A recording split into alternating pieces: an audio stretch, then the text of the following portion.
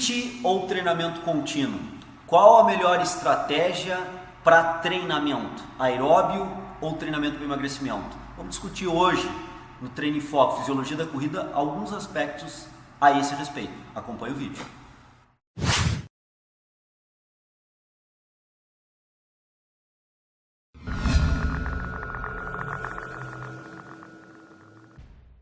Bem, pessoal, como eu já fiz na chamada, nós vamos hoje abordar alguns aspectos básicos sobre o High Intensity Interval Training, treinamento intervalado de alta intensidade, comparando com o treinamento contínuo, no qual nós traçamos zonas-alvos de trabalho, por exemplo, com controle via frequência cardíaca.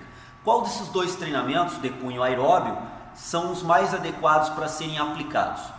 O que a gente percebe na educação física, e hoje eu venho com essa proposta de discutir aqui, nem tanto aprofundado a fisiologia disso, mas mais algumas questões metodológicas do trabalho, eu percebo ao longo dos anos na educação física muitos modismos acontecendo. Modismos que eu entendo até, se bem trabalhados, bons do ponto de vista metodológico, se bem trabalhados pelos profissionais que atuam na nossa área, nós profissionais da educação física. Mas o que a gente percebe é que muitos modismos são levados muito na questão de mocinho e vilão. O que eu quero dizer com essa questão de mocinho e vilão? Surge um novo método de treinamento, algumas pesquisas começam a comprovar aquele método de treinamento com alguma eficiência, ou com uma eficiência melhor até do que em método de treinamento anterior. Surge um novo mocinho na área da educação física, na área da metodologia do treinamento. E o treinamento executado anteriormente passa a ser um vilão, ou seja, ele é um treinamento já totalmente defasado, é um treinamento em desuso, antiprodutivo. E isso me parece que em alguns contextos, para alguns profissionais, está acontecendo entre essa questão do treinamento aeróbio contínuo e a utilização do HIIT, do High Intensity Interval Training. O que eu gostaria de discutir com vocês é que no entendimento do Treino em Foco, e um entendimento bem particular meu, essa questão metodológica, independente do sistema de treinamento, independente da metodologia, ela não se faz sobre o prisma de mocinho e vilão. Ou seja, nenhuma metodologia é vilã, nenhuma metodologia é um mocinho completo. O que nós temos que entender das duas metodologias, ou 3, 4 metodologias, ou metodologias diferentes para hipertrofia, não só falando agora aqui no caso do HIIT, do treinamento contínuo, mas de toda e qualquer metodologia, é que essas metodologias existem conceitos fisiológicos produtivos independente da metodologia. Existe estrutura metodológica útil para ser aplicado para um determinado público. Cabe a nós, profissionais da educação física, sabermos medir, mensurar, quantificar e analisar para que público e em que condições aquela metodologia passa a ser a mais interessante do que a metodologia B, do que a nova metodologia, ou melhor, do que a metodologia antiga. Vou tentar dar um exemplo aqui para vocês dentro desse parâmetro, do HIIT e do treinamento contínuo.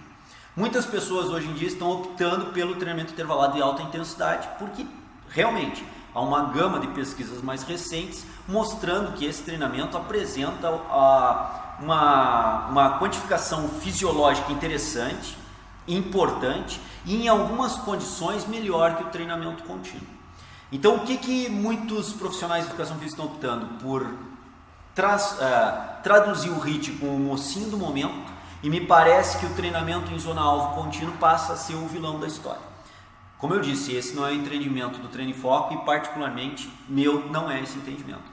Se nós pensarmos nessas duas metodologias, nós temos que pensar que o HIIT sim é um treinamento intervalado de curto espaço de tempo, ou seja, comparando com o treinamento contínuo, eu consigo fazer com menos da metade do tempo, normalmente uma sessão de HIIT, e ter ótimos resultados do ponto de vista cardiovascular, ter uma melhora substancial na capacidade aeróbica do meu cliente. Então isso traduz o HIIT com maior eficiência, pelo menos temporal, do que o treinamento contínuo, que eu teria que fazer lá em 40 minutos, eu consigo às vezes fazer em 15, 20 minutos e consigo ter a mesma eficiência de ganho cardiovascular, ou quase que a mesma eficiência de ganho cardiovascular, e em alguns momentos posso até ter uma eficiência de ganho melhor trabalhando em 20 minutos do que trabalhando em 40, 50 minutos.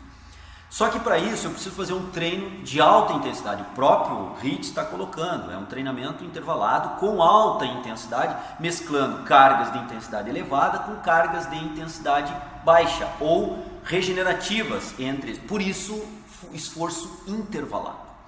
Dentro dessa condição, se gera um EPOC forte do pós-treino, com um consumo de oxigênio e energético forte no pós-treino, e esse consumo energético forte no pós-treino, numa situação de repouso, potencializa a utilização de ácidos graxos, de gordura como fonte de energia regenerativa do trabalho feito com o HIIT, ou seja, o EPOC causado no pós-treino vai consumir uma taxa energética substancial, primariamente vindo de fontes principais de gordura corporal. Isso contribui também no emagrecimento. É uma situação também benéfica, vamos dizer assim, de mocinho, entre aspas, para o HIIT. Então, baseado nesses dois aspectos fisiológicos, muitas pessoas veem agora o treinamento contínuo em zona-alvo como defasado e antiprodutivo. Não vejo assim. Esse treinamento ainda continua tendo a sua aplicação, porque o HIIT, para ser aplicado, como foi dito, depende de uma alta intensidade. Nem todas as pessoas que estão iniciando uma atividade aeróbica podem fazer uma atividade em alta intensidade. Então, caberia dentro de uma programação metodológica, dentro de uma periodização do treinamento, claro que depende muito do cliente, mas em alguns clientes caberia, iniciar um trabalho com contínuo, com atividade metodológica contínua, progressiva, para se aumentar essa intensidade progressiva e depois, futuramente, talvez, entrar no treinamento intervalado de alta intensidade. Então, esse treinamento contínuo, ele apresenta uma produtividade, quando bem aplicado, dentro de uma periodização de treinamento, talvez até antecedendo uma metodologia do HIIT de ser aplicado. Estou aqui colocando suposições, pontos de vista que vocês podem refletir sobre isso. Eu estou colocando receita em momento algum. O Treino em Foco não traz receitas de treinamento, traz linhas de reflexão sobre determinados temas. Se nós pensarmos nos fisiculturistas, continuando ainda dentro dessa análise comparativa entre zona-alvo e HIIT, se nós pensarmos no fisiculturismo, onde os fisiculturistas na fase do cutting têm que diminuírem fortemente seu teor de gordura, mas ainda continuam com um treinamento razoável a significativo de trabalho de força, se nós pensarmos em aplicar um treinamento intervalado nessa fase, pode se tornar antiprodutivo. Porque ao aplicarmos um treinamento do HIIT, nós teremos como substrato energético principal, não o único, mas o principal da atividade, glicogênio muscular. Glicogênio muscular também é uma fonte de energia fundamental para o treinamento de força e de hipertrofia. Nessas condições, aplicando um HIIT, nós teremos, ou hipoteticamente aqui trabalhando, nós teríamos um consumo significativo de glicogênio, o que poderia não ser regenerado e recuperado para um treinamento de força, ou no mesmo dia ou num dia posterior. Então, aplicar um treinamento de HIIT pode se tornar antiprodutivo pelo consumo energético que ele faz, que ele produz durante o treinamento, glicogênio muscular, e uma ineficiência em recuperar completamente, partindo desse pressuposto, uma ineficiência de recuperação completa desse glicogênio muscular para um próximo treinamento. E vamos imaginar que esse próximo treinamento desse fisiculturista seja um treinamento para membros inferiores e de força. Provavelmente, estou dizendo aqui provavelmente, esse treinamento pode ter algum prejuízo de eficiência do trabalho muscular de força hipertrófica em função de uma não recuperação completa do glicogênio muscular que foi causada, essa depressão do glicogênio, através do treinamento do HIIT. Cabe então nessas condições, ou nessa hipótese de linha de raciocínio, aplicarmos não o HIIT, e sim um trabalho contínuo, aeróbio, de caminhada, trote ou corrida, mas que seja um trabalho contínuo que não venha a consumir muito glicogênio muscular e que venha a se apoderar mais do consumo energético do ácido graxo. Aí um trabalho contínuo em zona lipolítica passa nessas condições a ser mais interessante. Então vejam bem, nessas condições que eu acabei de hipotetizar aqui dentro do culturismo, alguém que está iniciando na atividade e não conseguir fazer um trabalho intervalado de alta intensidade, podemos pensar aí até mesmo no idoso que esteja iniciando a atividade aeróbica, nós temos nenhum momento mocinho e nenhum momento vilão. Nós temos duas metodologias que têm funções fisiológicas distintas de trabalho de esforço físico, onde solicitam bioenergeticamente fontes de energia um pouco diferentes, podem ser moduladas de forma diferente, o tempo de aplicação da metodologia é diferente, as suas eficiências não são exatamente iguais, e cabe a nós, profissionais de educação física, entendermos bem esses dois contextos, tanto do ponto de vista bioenergético, quanto fisiológico, quanto metodológico, e entendermos em qual contexto é mais eficiente aplicarmos uma determinada metodologia e em qual contexto é mais eficiente nós aplicarmos outra metodologia. Ou dentro ainda de uma programação de periodização, em que momento aplicarmos uma metodologia para podermos evoluir para outra metodologia de trabalho, pensando em condicionamento cardiovascular, pensando em condicionamento e melhora do VO2 máximo, pensando em condicionamento ou diminuição do teor de gordura corporal.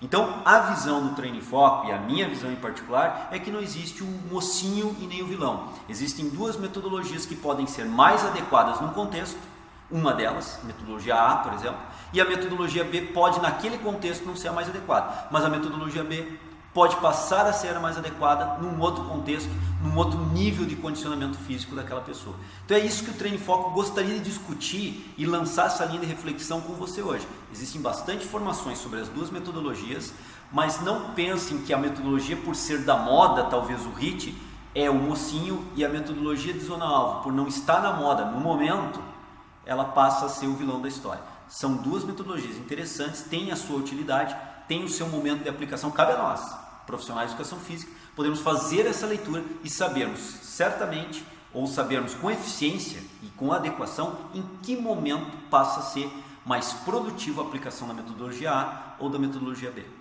Essa é a discussão, essa é a reflexão que o Treino em Foco tentou trazer hoje em pauta. Espero que vocês tenham entendido a linha de reflexão. Fica aí para vocês debaterem entre os profissionais da área e entre os praticantes e os profissionais de educação física essas questões que eu levantei, e aguardo vocês na próxima semana. Um grande abraço, até lá. Por hora, com 1 minuto a 8 km por hora. Então a cada 3 minutos vai haver uma alternância da carga intervalada, que antes era a cada 5 minutos. Isso já gera uma carga mais intensa sobre o indivíduo, porque o tempo que ele ficava com uma carga mais leve agora é menor. Então a carga total da configuração já cresce. Nós temos uma evolução da carga total.